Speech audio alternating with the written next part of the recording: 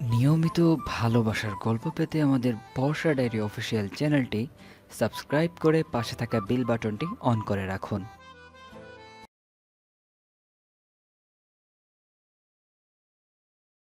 তুই কোন সাহসে বউয়ের হাত ধরেছিস? এই তুই কে রে? আমি আমার হবু বউয়ের হাত ধরবো, তাতে তোদের এত জ্বলে কেন? আমি কে? আমি হলাম বউয়ের হাজবেন্ড। আর তোর হবু বউ কিসের? এটা আমার বউ, বুঝেছিস? আর কোনোদিনও যদি ওর আশেপাশে দেখেছি তোদেরকে, তাহলে অবস্থা খুব খারাপ হবে। আজকের মতো ছেড়ে দিলাম। তুহিন আয়ানের এভাবে ধমকানো দেখে সেখান থেকে চলে গেল। আয়ান মৌয়ের অহনাকে ধমক দিয়ে বলল, তোদের কি গাড়িতে ওঠার জন্য ইনভিটেশন দিতে হবে নাকি? তারপর মৌ আর অহনা গিয়ে গাড়িতে বসলো। আয়ান রেগে গিয়ে গাড়িতে বসে গাড়ি স্টার্ট দিল। সে চরম রেগে আছে। তোরা চুপ ছিলি কেন?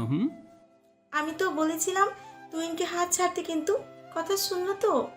মৌ চুপ করে আছে। আয়ান মৌকে ধমক দিয়ে বলল, তুই চুপ ছিলি কেন? পরপুরুষের স্পর্শ তোর ভালো লাগে? আমার সামনে তো মুখ দিয়ে একদম খই ফোটে, কিন্তু যেখানে বলার দরকার ছিল সেখানে কেন বলিসনি? মৌ কিছুটা সাহস জুগিয়ে বলল, আমি আসলে ভয় পেয়ে গেছিলাম, আমার মাথা তখন কাজ করছিল না। আয়ান এবার এক ধমক দেয়, বলে যে, রাখ তোর ভয়। যেখানে ভয় পাওয়া দরকার সেখানে তো একদম বীরপুরুষ সাজিস। এই কথা শুনে অহনা বলে, আরে ভাইয়া, জেন্টার ভুল হলো তো, বীর মহিলা হবে। আরে রাখ তোর জেন্ডার মিস্টেক, এসব বলে আমাকে রাগাবি না। এরপর মৌ আর অহনা দুজনেই চুপ হয়ে যায়। বাড়িতে এসেও অহনা আর মৌকে অনেক ঝাড়ি দিয়েছে আয়ান, বিশেষ করে মৌকে। আয়ানের আম্মু থামাতে আসলে তাকে বলে যে, প্লিজ আম্মু, এসব বিষয়ে আমাকে থামাতে আসবে না। আয়ানের আব্বু এটা শুনে চুপ হয়ে যায়। রুমে এসেও মৌকে বকেই চলেছে। রাগ যেন তার কমছেই না। মৌ বিছানায় বসেছিল আর আয়ান মৌয়ের সামনে এসে দাঁড়িয়ে তাকে বকছে। হঠাৎ করে মৌ আয়ানের একদম কাছে চলে যায় আর হঠাৎ তার হাত দিয়ে আয়ানের মুখ চেপে ধরে। আয়ান ঘটনার আকস্মিকতায় চুপ হয়ে যায় আর তার চোখ দুটো বড় বড় হয়ে যায়। আর মৌ একদম স্বাভাবিক আছে, যেন এমন কাছে আসা তার জন্য সাধারণ। আয়ান যেন একটা স্ট্যাচু, যেমন ভাবে দাঁড়িয়েছিল অমন ভাবেই দাঁড়িয়ে আছে। মৌ হালকা স্বরে বলছে, সে কখন থেকে বকা দিয়ে যাচ্ছ, তোমার নাম গন্ধ নেই জানো না? এত হ্যান্ডসাম ছেলেদের রাগ করা সাজে না। এই হোয়াইট সাথে তোমাকে যে লাগছে না, মনে হচ্ছে উফ, চিবিয়ে খাই। এই কথা শুনে আয়নের চোখ দুটো আরো বড় হয়ে গেল। সে মনে মনে বলছে, এটা মেয়ে নাকি অন্য কিছু? একটু ভয়ও লাগে না আমার কাছে আসলে? উল্টা আমারই ভয় লাগে। আর হ্যাঁ, কি যেন বলছিলে, আমি তুহিনের থেকে কেন ভয় পাচ্ছিলাম? তোমার কাছে আসলে কেন ভয় পাই না, এটার উত্তর তো আমি নিজেও জানি না। আমি স্বেচ্ছায় তোমার কাছে আসলে আমার একটুও ভয় করে না, একটুও না। যাই হোক, এত রাগ করতে হবে না, বুঝেছো? একটু রাগটা কমাও। এর মধ্যে আয়ানের ফোনটা বেজে উঠল। মৌ আয়ানের মুখ থেকে হাতটা সরিয়ে নিল। আয়ান যেন হাফ ছেড়ে বাঁচল। এরপর সে পকেট থেকে ফোনটা বের করে দেখে মনা ফোন দিয়েছে। সে একেবারেই ভুলে গেছে মনার কথা। মৌ উকি দিয়ে দেখলো কে ফোন করেছে। মনার নাম চোখে পড়তেই সে রেগে গেল। উফ, এই মেয়েটা অসময়ে ফোন কেন করলো? হাজবেন্ড ওয়াইফের রোম্যান্সের টাইমে ডিস্টার্ব করা একদম উচিত না। এই বলেই মৌ মিটমিট করে হাসছে আর আয়ানের গো সেই রাগ করেছে। সে ফোন রিসিভ করে কথা বলতে বলতে বারান্দায় চলে গেল। আয়ন বেবি, আমি সেই কখন থেকে ওয়েট করছি তোমার জন্য, তুমি কোথায়? মানে আসলে বাসায় একটু জরুরি কাজ পড়ে গিয়েছিল তো, তাই তাড়াতাড়ি চলে আসতে হয়েছে। এদিকে মৌ পিছন থেকে সব শুনছে। সে তো বেশ মজা পাচ্ছে। তো একবার বলবে না আমাকে আমি কতক্ষণ ধরে বসে আছি? আচ্ছা সরি, কাজটা খুব জরুরি ছিল বিধায় চলে এসেছি, আর ফোন দেওয়ার কথাও মনে ছিল না। মৌ আবার বলে উঠল, আরে আমার আয়ান বেবি, বলে না কেন কি জরুরি কাজ? লজ্জা পাচ্ছ? বলে দাও যে আমরা। আর কিছু বলতে যাওয়ার আগেই আয়ান মৌয়ের মুখ চেপে ধরে। ওইদিকে মনা লাইনে আছে। সে একটা মেয়ের কথা শুনতে পেয়ে বলল, এটা কার কণ্ঠ আয়ান? কি বলছে সে? আয়ান আমতা আমতা করে বলল, আরে ও কিছু না, তুমি বাসায় চলে যাও, আমি পরে ফোন দেবো না। আচ্ছা রাখি, বাই। বাই। আয়ান ফোন রেখে মৌকে বলল, এই তোর কি কোনো কাজ নেই? কি সব উল্টাপাল্টা বলছিলি? মৌ কিছু বলতে যাবে কিন্তু বলতে পারছে না, কারণ আয়ান তার মুখ চেপে ধরে রেখেছে। সে আয়ানকে ইশারা করলো হাত সরাতে। আয়ান বুঝতে পেরে হাত সরিয়ে নিল। আমি কি ভুল করলাম বলো? আমরা একসাথে সময় কাটাচ্ছিলামই তো। তোর সাথে কথা বলা মানে নিজের সময় নষ্ট করা। বলেই আয়ান ওয়াশরুমে গেল ফ্রেশ হতে, আর মৌ অহনার রুমে এসে বলল, মৌ জানিস আজকে না দাদি আসবে। মৌয়ের কথা শুনে খুব খুশি হলো, কারণ তার সাথে দাদির খুব মিল। কি বলিস? কখন আসবে দাদি? রওনা দিয়েছে, বিকেলের মধ্যেই চলে আসবে। রনক ভাইয়ার সাথে আসছে। রওনাক হলো অহনা আর আয়ানের চাচাতো ভাই। সে বয়সে আয়ানের থেকে ছোট, আবার অহনার থেকে বড়। ও, এবার দাদি আসছে, সময়টা বেশ ভালো কাটবে। হুম। বিকালের দিকে দাদি চলে আসলো। সবাই তো তাকে দেখে অনেক খুশি। সবচেয়ে বেশি খুশি অহনা আর মৌ। মৌকে দেখে দাদি বলল, আমি খুব খুব খুশি হয়েছি রে মো, তোকে আর আয়ানকে একসাথে দেখতে আমার খুবই ভালো লাগে। এর মধ্যে আয়ান নিচে নেমে আসলো। সে দাদিকে গিয়ে জড়িয়ে ধরলো। হয়েছে হয়েছে, শুধু উপরে ভালোবাসা দেখাতে হবে না, একবারও তো ফোন দিস না। আরে দাদি, এত মাইন্ড করতে হয় না। সবার কথাবার্তা কি হলো? মাকে রেস্ট নিতে দে, এত দূর থেকে এসেছেন উনি। মা চলো তোমার রুমে নিয়ে যায়। তারপর সবাই যে যার রুমে চলে গেল। বিকেলে সবাই ড্রয়িং রুমে বসে আড্ডা দিচ্ছে। হঠাৎ রনক মৌ আর অহনাকে উদ্দেশ্য করে বলল, তোমাদের দুজনের পড়া কেমন চলছে? এই তো আলহামদুলিল্লাহ ভালো চলছে। আপনার বিজনেস কেমন চলছে? বেশ ভালো চলছে। এভাবে মৌ আর রনক কিছু সময় কথা বলল। আর এদিকে আয়ান তো রেগে বোম হয়ে আছে। যে কোনো সময় ফাটতে পারে এই বোমটা। আর এসবের মজা নিচ্ছে দাদি আর অহনা। দাদি ফিসফিস করে অহনার কানের কাছে বলল, আরে অহনা, আমাদের আয়ান বোম, যে কোনো সময় ফাটতে পারে রে, যেমন জ্বলছে ও। ঠিক বলেছে দাদি। জানো গো দাদি, আমি না খুব জ্বলার গন্ধ পাচ্ছি, সেই কখন থেকে কিছু একটা জ্বলেই যাচ্ছে।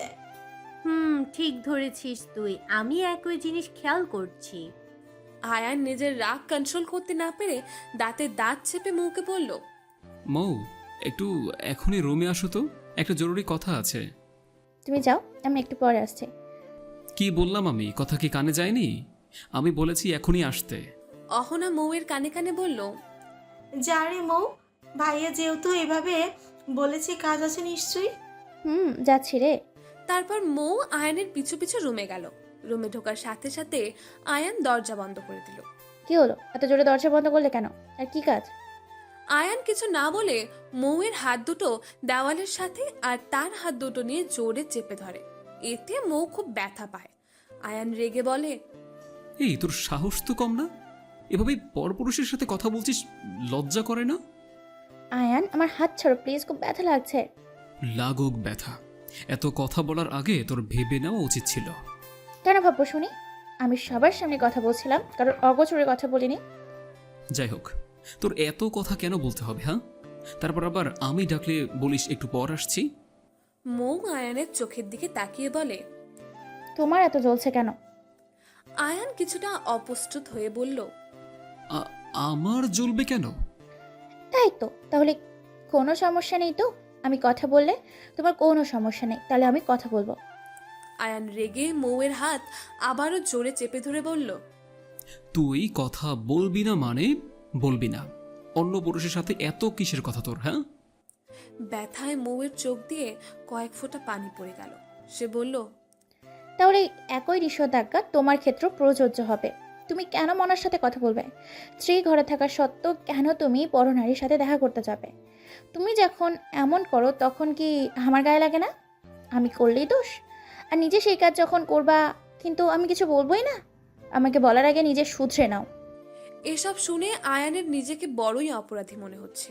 সে মৌয়ের চোখের পানি দেখে তার হাত দুটো ছেড়ে দিল, আর সাথে সাথে রুম থেকে বের হয়ে গেল। আর মৌ সেখানেই বসে কান্না করতে লাগলো। নিজের সাথে নিজেই কথা বলছে সে। এভাবে কষ্ট কেন দাও আমাকে আয়ান? জানো, খুব কষ্ট হয় যখন ভাবি যে তোমার মনে আমি না, অন্য মেয়ে আছে। আমাকে কখনো ভালোবাসতে পারবে না? জানো, আমি কখনো রিলেশন করিনি, এসবের চিন্তা ভাবনাও করিনি। আমি ভেবে রেখেছিলাম আমার বরকে আমি আমার জীবনের চাইতেও বেশি ভালোবাসবো, আর আমার বড় আমাকে খুব ভালোবাসবে। কিন্তু আমার কপালে হয়তো এইসব নেই, কিছুই নেই। মৌ অঝোর ধারায় কাঁদতেছে, আর এদিকে আয়ান ছাদে এসে একা একা দাঁড়িয়ে আছে। বিকেলের অস্ত যাওয়া সূর্য দেখছে। আচ্ছা, আমি তো মনাকে ভালোবাসি, তাহলে মৌকে অন্য ছেলের সাথে দেখলে এত খারাপ লাগে কেন? মৌ কাছে আসলে এক অন্যরকম অনুভূতি কেন হয় আমার? কিছুক্ষণ চুপ থেকে আয়ান আবার বলছে, না, মৌয়ের সাথে এমন করা একদমই উচিত হয়নি। কি জোরে না আমি ওর হাতটা চেপে ধরেছিলাম, ওর যে ব্যথায় কান্না চলে আসছিল। উফ, আমি সবসময় মেয়েটাকে কষ্ট দেই। আমার উচিত তাকে সরি বলা। কিছুক্ষণ পর গিয়ে সরি বলে আসবো না। এদিকে মৌ কাঁদতে কাঁদতে দেওয়ালের সাথে হেলান দিয়ে ঘুমিয়ে পড়েছে। মাগরিবের আজান হয়ে গিয়েছে, তাও সে শুনতে পারেনি। আয়ান ছাদের থেকে নামার সময় অহনের সাথে দেখা হয়। কি ব্যাপার ভাইয়া, মৌকে তো সেই কখন রুমে নিয়ে গিয়েছিস, আর তো বেরি হয়নি সে। কি এত রোমান্স করছিলি? কি বলিস, এখনো বের হয়নি ওর রুম থেকে? না তো, কোনো কিছু হয়েছে নাকি ভাইয়া? আরে না, কিছুই হয়নি। মনে হয় কোনো কাজ করছে ও। তা হতে পারে। আচ্ছা তুই কে দেখ। আয়ান রুমে এসে দেখে মৌ দেওয়ালের সাথে হেলান দিয়ে ঘুমিয়ে পড়েছে। দেখো দেখি মেয়ের কাণ্ড, এভাবে কেউ ঘুমিয়ে পড়ে? আয়ান গিয়ে মৌকে ডাকলো, কিন্তু তার কোনো সারা শব্দই নেই। আয়ান আর কিছু না ভেবে মৌকে কোলে তুলে নিয়ে বেডে শুইয়ে দেয়। আর মৌ এমন ঘুমোচ্ছে যে কিছুই টের পায়নি। রাতে খাবার জন্য মৌকে বেশ কিছুবার ডাকে আয়ান, কিন্তু তার কোনো হেলদোল নেই। খেয়ে দিয়ে এসে আয়ান ঘুমোতে যাবে, কিন্তু সে লক্ষ্য করলো মৌয়ের হাত দুটো লাল হয়ে গিয়েছে, তার আঙুলের ছাপ বোঝা যাচ্ছে। আয়ানের এটা দেখে নিজের ওপরই রাগ লাগছে। তুই সত্যিই খুব খারাপ একটা মানুষ। এই মেয়েটাকে কি পেয়েছিস কি তুই? অযথা শুধু শুধু কষ্ট দিস ওকে। এত জোরে হাত চেপে ধরার কি দরকার ছিল? নিজের রাগটাও কন্ট্রোল করতে পারিস না। এই বলে আয়ান ফার্স্ট এড বক্সের থেকে মলম এনে অতি যত্নে মৌয়ের হাতে লাগিয়ে দিল। আয়ান উঠতে যাবে, কিন্তু কেল যেন হঠাৎ মৌয়ের ঘুমন্ত মুখখানি তার মনে পড়ছে। সে একভাবে মৌয়ের দিকে তাকিয়ে আছে। খুবই মায়াবী লাগছে মৌকে দেখতে। আয়ানের মনে হচ্ছে হয়তো মৌকে এভাবে দেখে সারা রাত পার করে দিতে পারবে সে, কোনো ক্লান্তি আসবে না। ফ্যানের বাতাসে মৌয়ের মাথার অবাধ্য চুলগুলো তার চোখের ওপর এসে পড়ছে। আয়নের হাত যেন একা একাই চলে যাচ্ছে মৌয়ের মুখের উপর আসা চুলগুলো ঠিক করার জন্য। সে আলতো হাতে মৌয়ের এলোমেলো চুলগুলো কানের পাশে গুজে দিল। মৌ এতে হালকা নড়ে উঠল। এ দেখে মনে হয় আয়নের হুঁশ আসলো। সে তাড়াতাড়ি গিয়ে শুয়ে পড়ল। সকালে ঘুম থেকে উঠে মৌ নিজেকে আয়নের বুকে শোয়া অবস্থায় আবিষ্কার করলো। তার যতদূর মনে আছে সে সামনের দেয়ালের দিকে হেলান দিয়ে ঘুমিয়ে পড়েছিল। এখানে আসলো কিভাবে? ঘুমের মধ্যে আবার হাঁটা ধরলো নাকি সে? আচ্ছা, ঘুমিয়েছে তো ঘুমিয়েছে, তাও আবার আয়ানের বুকে। আয়ান যাতে না টের পায় তাই মৌ তাড়াতাড়ি উঠে চলে গেল। আসলে মৌ অজান্তেই আয়ানের বুকে ঘুমিয়ে পড়ে, আর আয়ানও ঘুমের মধ্যে ছিল বলে কিছুই টের পায়নি। মৌ ফ্রেশ হয়ে নিচে গিয়ে দাদি অহনা আর আম্মুর কাছে গল্প করছে আর নাস্তা বানানোতে হেল্প করছে। আর আয়ান বেশ কিছুক্ষণ পর ঘুম থেকে উঠে শাওয়ার নিতে গেল। মৌ কাজ করতে করতে ক্লান্ত হয়ে রুমে এসে খাটের উপর বসে আছে। ওয়াশরুমের দরজা খোলার আওয়াজে মৌ আয়নার দিকে তাকায়, কারণ আয়না দিয়ে ওই জায়গাটা দেখা যায়। হঠাৎই ধাম করে কিছু একটা পড়লো, মানুষ পড়লো, মানে আয়ান আর কি। মৌ তো এ দেখে হাসতে হাসতে গড়াগড়ি খাওয়ার মতো অবস্থা। তার হাসতে হাসতে অবস্থা শেষ, কোনো মতেই সে হাসি থামাতে পারছে না। এখন হাসির জন্য রীতিমতো তার পেট ব্যথা করছে। তার এই বদ অভ্যাস আছে, কেউ এভাবে পড়ে গেলে সে আগে মন মতো হেসে নেয়, তারপর সাহায্য করে। এর জন্য অবশ্য সে প্রচুর বকা খেয়েছে, তাও সে শুধরায় না। আমি নিজেও কিন্তু এমন কিছুই একটা করি। ইভেন আমি নিজে পড়ে গেলেও আমার চরম হাসি পায়। এদিকে আয়ান যে পড়ে আছে একই অবস্থায়, তাতে মৌয়ের যেন কোনো খেয়ালই নেই। সে তো এখন হাসির জগতে বিরাজ করছে। আয়ান আর সহ্য করতে না পেরে দিল এক ধমক। তা শুনে মৌ চুপ হয়ে গেল আর জোরে জোরে শ্বাস নিল, কারণ হাসির জন্য সে ভালো মতো শ্বাসই নিতে পারছিল না। এই মেয়ে, সেই কখন থেকে হেসেই যাচ্ছিস তুই। এত হাসের কি হলো শুনি? আর এখানে কি কোনো সার্কাস চলছে? আমি যে সেই কখন থেকে এভাবে পড়ে আছি, আমাকে উঠানো বাদ দিয়ে উনি হেসেই চলেছে। আয় আমাকে উঠা, পায়ে প্রচুর ব্যথা করছে। মৌ এবার মুখ টিপে টিপে হাসছে। এভাবেই সে গিয়ে আয়ানকে বসা থেকে দাঁড়া করালো। এতেই তার অবস্থা কাহিল, কারণ আয়ানের মতো বডিওয়ালা ছেলেকে উঠানো মৌয়ের মতো মেয়ের কাছে কষ্টসাধ্যই বটে। সে বহুত কষ্টে আয়ানকে খাটে বসালো। উফ রে, কি ভারী এই ছেলে, মোর তো দরকারতে অবস্থা করুন। আয়ান হালকা আওয়াজে বলল, নিজের উপর এ ভার কিভাবে সহ্য করবি তাহলে? কিছু বললো তুমি? কি না তো, কিছুই বলিনি। ভালো কথা। এবার শুয়ে পড়ো দেখি, পায়ে কেমন ব্যথা? ওই মাথা খারাপ তোর? এভাবে টাওয়াল পরে আমি শুবো? ও তো ঠিক আছে, আমি চেঞ্জ করে দিচ্ছি। এই তুই কি পাগল হয়ে গিয়েছিস নাকি? তুই আমাকে চেঞ্জ করাতে যাবি কেন? আমি একাই করতে পারি। ও, আমি ভাবলাম আমার হেল্প লাগবে মনে হয়। আমি তাহলে শার্ট আর প্যান্ট এনে দিচ্ছি। শার্ট প্যান্ট আনিস না, পায়ে ব্যথা করছে বেশ, অফিস যেতে পারবো না। একটা গেঞ্জি আর একটা ট্রাউজার আন। আচ্ছা। মৌ রুমের দরজা বাইরে থেকে আটকে দাঁড়িয়ে আছে। আয়ান অনেক কষ্টে ড্রেস পরে নিল। একা একা এভাবে ড্রেস পরায় পায়ের ব্যথাটা যেন আরো বেশি বেড়ে গেল তার। হয়েছে, আসবো? আয়। এরপর মৌ দরজা খুলে রুমের ভেতরে গিয়ে দেখে আয়ান পা ধরে। পায়ে কি খুব ব্যথা পেয়েছো? খুব ব্যথা করছে, দাঁড়িয়ে থাকতে পারছি না। আচ্ছা, আমি ব্যথার ওষুধ আনছি। ওষুধ খেলে আর গরম পানি সেঁক দিলে ঠিক হয়ে যাবে। এরপর মৌ গিয়ে সবাইকে আগে আয়ানের পড়ে যাওয়ার খবর দিল। সবাই আয়ানকে দেখতে রুমে গেল, আর এদিকে মৌ সব কিছু রেডি করে নিয়ে রুমে গেল। এভাবে দেখতে দেখতে 3 দিন কেটে গেল। এখন আয়ান পুরোপুরি সুস্থ। এই 3 দিন মৌ আয়ানের অনেক খেয়াল রেখেছে। আয়ানের কিছু প্রয়োজন হলে সাথে সাথে সে এনে দিত। 3 বেলা খাবার খাইয়ে দিয়েছে আয়ানকে। মৌয়ের এমন দেখভাল করা দেখে আয়ানের মনে মৌয়ের জন্য একটা সফট কর্নার তৈরি হয়ে গিয়েছিল। এ কদিনে আয়ানের একটিবারের জন্য মোনার কথা মনে আসেনি। আসবেই বা কিভাবে? মোনা একবারও ফোন দেয়নি আয়ানকে। 4 দিনের দিন আয়ান অফিসে গেল, আর মৌও কলেজে গেল। এই কদিন সে কলেজেও যায়নি। কলেজ থেকে আসার পর মৌ এর আর ভালো লাগছিল না। এ কদিন আয়ানের খেয়াল রাখতে রাখতে কোন দিক দিয়ে যে সময় কেটে যেত তা সে নিজেও জানতো না। মৌ একা একা বসে আছে দেখে দাদি আর অহনা আসলো। কি ব্যাপার মো, একা বসে আছিস কেন? তোমার নাতিকে মিস করেছে মনে হয়। ঠিক ধরেছিস। আরে বাহ, এই প্রথম মনে হয় তোর ব্যাপারে আমার কোনো সন্দেহ সঠিক হলো। আচ্ছা মো, তোকে কিছু প্রশ্ন জিজ্ঞেস করি। করো। তুই কি আয়ানকে ভালোবাসিস? হয়তো এরা আমি নিজেও জানি না, কিন্তু আমি খুব পছন্দ করি আয়নকে। সে যখন মনার কথা বলে তখন আমার খুব খারাপ লাগে, যদিও কয়েকদিনে একবারও মনার কথা শুনিনি আমি আর ওর মুখে। তুই আয়ানকে ভালোবাসিস এটা সত্যি, আর আমার মনে হয় আয়ানও তোকে ভালোবাসে। কি যে বলো না দাদি, আমাকে ভালোবাসতে যাবে কোন দুঃখে? সে তো মনাকে ভালোবাসে। তুই ওর স্ত্রী সেই জন্য ভালোবাসতে যাবি? দেখ, বিয়ের সম্পর্ক একটা পবিত্র সম্পর্ক। একটা মানুষের থাকলে এমনি তার প্রতি ভালোবাসা জন্মে যায়। আর আয়ান এতদিন তোর কেয়ারিং দেখেছে, তোকে ভালো না বাসলেও ওর মনে তোর জন্য একটা জায়গা হয়ে গিয়েছে। আর এটা থেকেই ধীরে ধীরে ভালোবাসা জন্মাবে ওর মনে, দেখে নিস। এমনই যেন হয় দাদি। দোয়া করি এমনই হবে। আজ শুক্রবার। আয়ান সারাদিনই বাসায় বসে আছে আজকে। আর মৌ এর মনে হয় দুনিয়ার যত কাজ আজকেই মনে পড়েছে।